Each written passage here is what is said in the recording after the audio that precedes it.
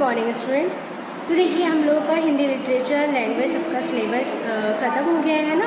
अब हम लोग क्या कर रहे हैं, रिवीजन कर रहे हैं। किसी दिन हम लोग वर्कशीट करते हैं, किसी दिन हिंदी लैंग्वेज का रिवीजन करते हैं, किसी दिन हिंदी लिटरेचर का। तो आज हम लोग रिवीजन करेंगे हिंदी लैंग्वेज का। किस पार्ट का? अनेक शब्दों के लिए एक शब्द, जो आपके टेस्ट 2 में आएंगे। ठीक है, तो चलिए उनको हम लोग रिवाइज करते हैं।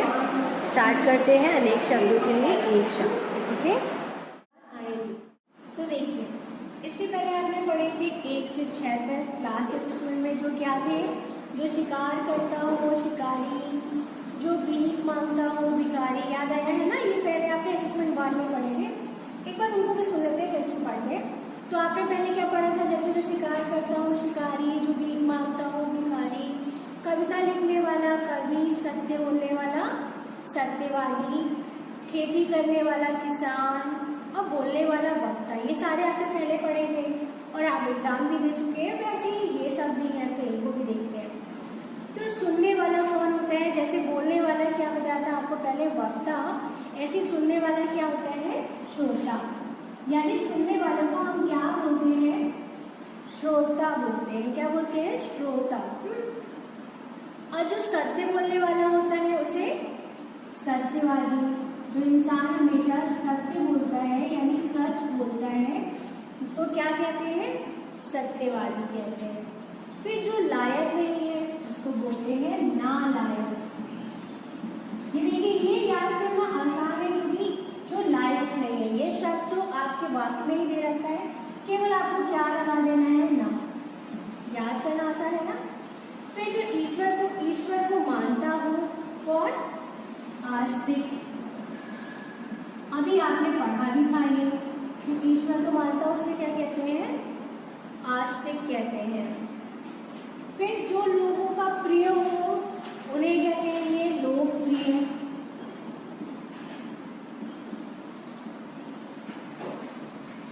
जो परिश्रम करता हो, परिश्रम यानी कि मेहनत करता हो, तो उसे बोलेंगे परिश्रमी। ठीक है। अब जैसे अभी मैंने आपको बताया ना सारी चीजें कि अनेक शब्दों की ये एक शब्द, यहाँ देखिए अनेक शब्द दिए हैं, उनकी जगह हमने एक शब्द प्रयोग किए और कितना आसान हो गया है इसको याद करना। तो देखिए, पहले सुनने वाला, जो सुनने वाला होता है उसको बोलते हैं श्रोता, है ना। लेकिन जो बोलने वाला होता है उसको क्या कहते हैं? वक्ता। सत्य बोलने वाला, जो हमेशा सच बोलता है, झूठ नहीं बोलता है, जो सत्य बोलता है, उसको कहते हैं सत्यवादी। अब सत्य बोलने वाला 1 2 3 कितने शब्द हो गए? उसकी जगह एक शब्द लिख दिया, सत्यवादी। छोटा हो गया ना। फिर जो लायक नहीं है, नालायक। इतनी बात को इतना बड़ा कह नहीं सकते, उसको छोटा सा कहते हैं, एक शब्द। फिर जो ईश्वर को मानता हो, आस्तिक। ये अभी मैंने थोड़ी देर पहले अभी आपको बताया ना, आस्तिक वाला। फिर जो लोगों का प्रिय हो, लोगों का प्रिय यानी कि जो इंसान जिसको लोग बहुत पसंद करते हो, जरूरी नहीं इंसान ही हो, कोई भी चीज़ हो सकता है जिसको लोग बहुत पसंद करते हैं, तो उसको बोलेंगे लोकप्रिय, कि वो लोगों द्वारा पसंद किया जाता है ना। फिर जो परिश्रम करता हो उसे परिश्रमी। परिश्रम यानी कि जो बहुत मेहनत करता हो उसको परिश्रमी। तो जो मेहनत करता हो, इतना बड़ा, इतने सारे शब्द बोले से अच्छा एक शब्द बोलो कि वह बहुत परिश्रमी है। तो आज हम लोग जो पाठ पढ़ा उसका नाम था अनेक शब्दों के लिए एक शब्द। उसमें आपने जाना कि जहाँ कई सारे शब्द हो तो उन सारे शब्दों का प्रयोग ना करके हम एक छोटा सा शब्द प्रयोग करके भी अपनी बात को कह सकते हैं। तो देखिए कितना आसान था ना। इतना बड़ा वाक्य लिखने से अच्छा एक छोटा सा शब्द आपने।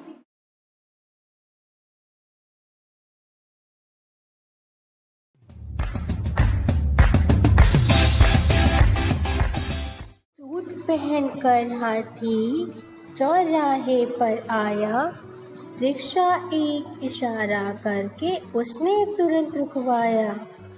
चला रही थी हाँफ हाँफ कर रिक्शा एक गिलहरी, बोले हाथी दादा मैडम ले चल मुझे कचहरी।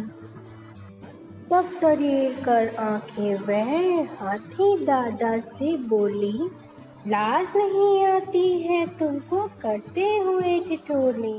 गिलहरी, अपना रिक्शा करूं कबाड़ा, तुमको यदि बैठा लूं, जानबूझकर क्यों साहब मैं व्यर्थ मुसीबत पालूं। माफ करो गुस्ताखी मिस्टर, कोई ट्रक रुकवाओ, तब तुम उस पर बड़े ठाठ से बैठ कचहरी। Good morning students. तो आज हम लोग जो कविता यानी कि पोएम पढ़ने जा रहे हैं वो है एक हाथी और गिलहरी की, है ना। इस पोएम में एक हाथी होता है जो गिलहरी से कहता है कि मुझको कहीं छोड़ दो अपने रिक्शे से। अब ये सुन के गिलहरी चौंक जाती है कि इतने बड़े हाथी राजा को मैं कैसे लेके जाऊंगी। तो आइए उसी कविता को हम सुनते हैं कि हाथी ने गिलहरी से क्या कहा और गिलहरी ने हाथी से क्या कहा। चलिए हम लोग इस कविता को पढ़ते हैं जिसका नाम है हाथी, है ना। मैं यहाँ पढ़ूंगी, आप वहाँ पर रिपीट करिएगा इसको, ओके। सूट पहनकर हाथी चौराहे पर आया, रिक्शा एक इशारा करके उसने तुरंत रुकवाया। चला रही थी हाँफ हाँफ कर रिक्शा एक गिलहरी, बोले हाथी दादा मैडम ले चल मुझे कचहरी। तब तरीर कर आंखें वे हाथी दादा से बोली, लाज नहीं आती है तुमको करते हुए ठिठोली। यानी कि इस पोएम में क्या हुआ, इस पोएम कविता में क्या हुआ, हाथी दादा सूट पहनकर आए, कहाँ आए, चौराहे पर आए और एक रिक्शा उन्होंने रुकवाया। चौराहे पर आकर उन्होंने क्या रुकवाया, एक रिक्शा रुकवाया। फिर उसे एक गिलहरी चला रही थी, हाँफ हाँफ कर चला रही थी। बेचारी छोटी सी गिलहरी एक बड़े से रिक्शे को चला रही तो बहुत हाँफ रही थी। फिर हाथी दादा उससे बोले, मैडम मुझे ना कचहरी ले चलो। अब ये देख के गिलहरी चौंक गई और उसे घूर कर देखने लगी। बोली, हाथी दादा से बोली, अरे तुमको लाज नहीं आती है, यानी तुमको शर्म नहीं आती मुझसे मजाक करते हुए। फिर देखिए क्या हुआ, अपना रिक्शा करूं कबाड़ा, यदि बैठा लूं, जानबूझकर क्यों साहब मैं व्यर्थ मुसीबत पालूं। गिलहरी ने कहा, अरे हाथी दादा, अगर मैं आपको बैठा लूं तो मेरे रिक्शे का तो कबाड़ा हो जाएगा, तो मैं जानबूझकर ऐसी गलती क्यों करूं कि मैं आपको बैठा लूं और अपने ऊपर एक मुसीबत ले लूं और अपने रिक्शे का भी क्या कर लूं, कबाड़ा कर लूं। फिर वो बोली, माफ़ करो गुस्ताखी मिस्टर, कोई ट्रक रुकवाओ, तब तुम उस पर बड़े ठाठ से बैठ कचहरी जाओ। क्या बोली गिलहरी कि माफ़ करो गुस्ताखी मिस्टर, कोई ट्रक रुकवाओ, तब तुम उस पर बड़े ठाठ से बैठ कचहरी जाओ। वो हाथी दादा से बोली कि मुझे माफ़ करना हाथी दादा, लेकिन आप ऐसा करिए कि किसी रिक्शे को ना रुकवा कर किसे रुकवाइए, एक ट्रक को रुकवाइए और उस पर बड़े ठाठ से बैठकर आप कहाँ चले जाइए, कचहरी चले जाइए। और अगर मैं आपको अपने रिक्शे पे बैठा लूँगी तो मेरे रिक्शे का तो कबाड़ा हो जाएगा और मेरे ऊपर मुसीबत आ जाएगी। तो इसलिए ऐसा करिए हाथी दादा, आप ट्रक रुकवा कर उसमें बैठकर कचहरी चले जाइए।